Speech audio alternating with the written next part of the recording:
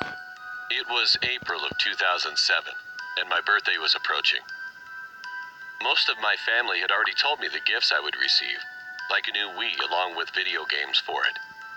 My grandmother didn't tell me anything. Now, my grandmother had always been a strange woman. She wasn't very talkative, but I liked to hear the stories she told. They were creepy, but intriguing. She told me she was going to give me a book. She didn't show it to me, nor did she tell me what it was about. Once my birthday rolled around, I was opening gifts from my loved ones. When I got to my grandmother's present, I opened it up and I saw a book with a pentagram carved into its front cover. I picked it up and thought nothing of it, because at the time, I didn't know what the shape was or what it meant.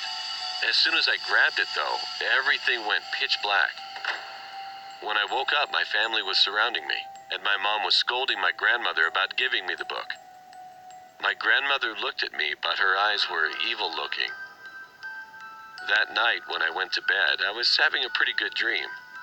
But suddenly, something woke me up. I looked around and saw nothing. Then, suddenly, I saw a shadowy figure in the doorway looking at me. This wasn't a case of sleep paralysis because I was able to move, but that didn't comfort me because that meant it was real life.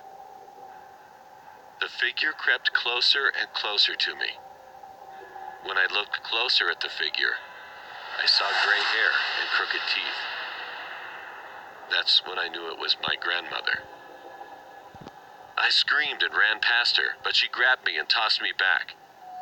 I noticed she had something in her hand, but I couldn't tell what it was. I saw one of my toys that I had gotten a few years ago, picked it up and threw it at her. She fell to the ground and I ran past her, telling my parents. My parents called the police and they got there and arrested her. The thing she had in her hand was a knife, and she was planning on